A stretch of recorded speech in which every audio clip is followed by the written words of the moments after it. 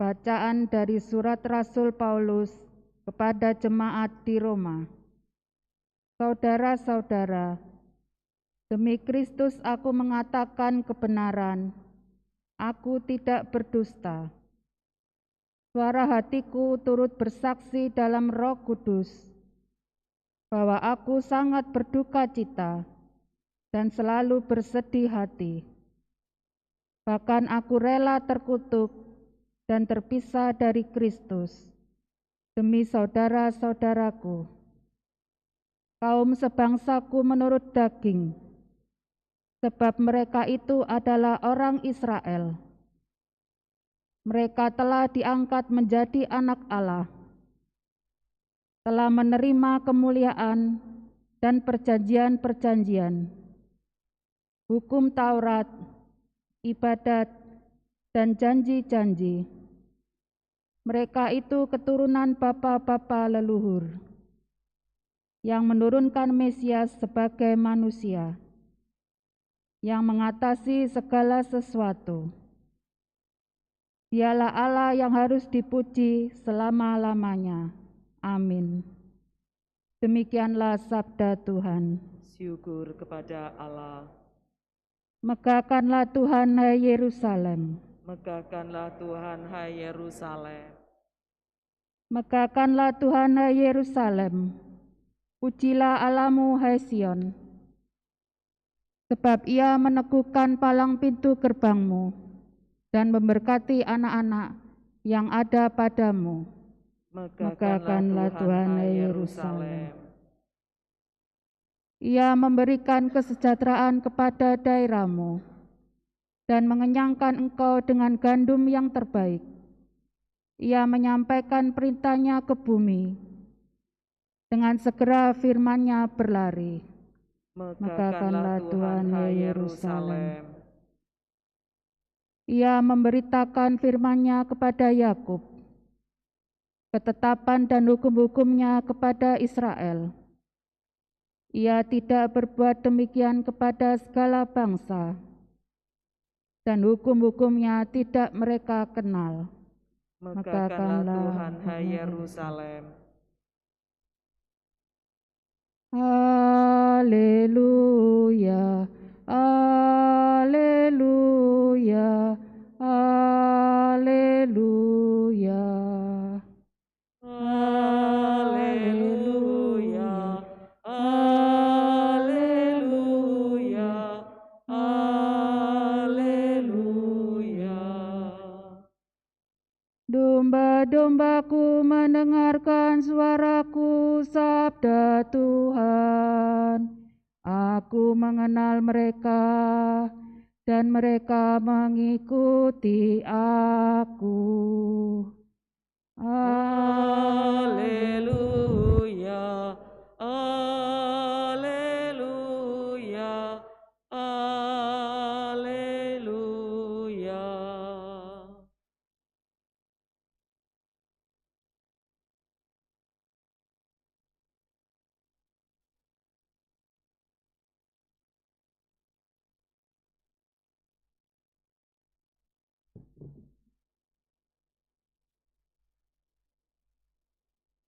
Tuhan bersamamu. Dan bersama rohmu. Inilah Injil suci menurut Lukas. Dimuliakanlah Tuhan.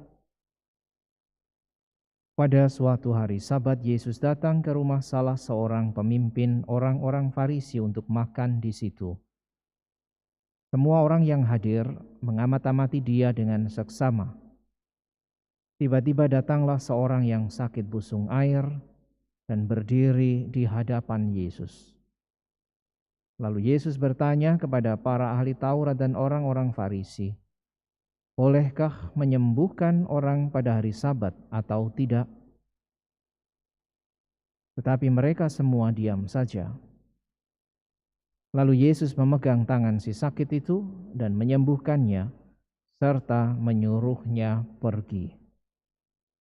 Kemudian Ia berkata kepada mereka, "Siapakah di antara kalian yang anak atau lembunya terperosok ke dalam sumur, tidak segera menariknya keluar meski pada hari Sabat?" mereka tidak sanggup membantahnya.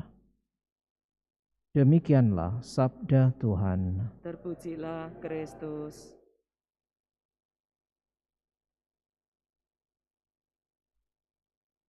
Saudara sekalian yang terkasih, penderita sakit pusung air yang hari ini dikisahkan di dalam Injil pastilah bukan undangan makan dari orang-orang Farisi. Yesus hari itu sedang makan dan ada di rumah pemimpin orang-orang Farisi. Orang sakit seperti ini tentu saja tidak pernah diundang ke dalam pesta seperti itu, apalagi oleh orang-orang Farisi. Karena orang sakit seperti ini di mata mereka adalah pendosa. Tidak layak seorang pendosa berkumpul bersama orang-orang yang taruhlah menjadi pembawa hukum dan penegak hukum di tengah masyarakatnya. Maka ketika Yesus bertanya kepada mereka, apakah boleh menyembuhkan orang pada hari Sabat atau tidak? Mereka diam. Diam karena sebetulnya mereka mengakui kebenaran yang paling hakiki bahwa di dalam situasi yang amat urgent pun kalau hari Sabat sesuatu selalu bisa dilakukan. Termasuk misalnya menolong anak atau lembu yang terperosok di dalam sumur. Karena kalau tidak, atau anak atau lembu ini akan mati jika harus menunggu sampai keesokan hari untuk ditarik dari sumur. Orang yang sakit busung air ini entah sudah sekian lama sakit dan ia memang harus disembuhkan di mata Yesus. Maka Yesus pun bertanya, dan dengan pertanyaan itu sekaligus Yesus kemudian menyembuhkan si sakit lalu menyuruhnya pergi. Apa yang ditanyakan oleh Yesus kepada orang-orang Farisi menjadi sebetulnya gambaran betapa Allah ingin senantiasa memberikan pembebasan. Hari Sabat adalah hari juga kerahiman Tuhan. Hari di mana orang dibebaskan dari segala macam beban, apalagi kalau itu menyangkut misalnya beban dosa. Dan Yesus lakukan itu, orang Farisi pun tidak mampu membantahnya. Karena kebenaran yang dihadirkan oleh Yesus adalah kebenaran yang memang Allah berikan agar semua orang merasakan kehadirannya, pembebasannya, kerahimannya.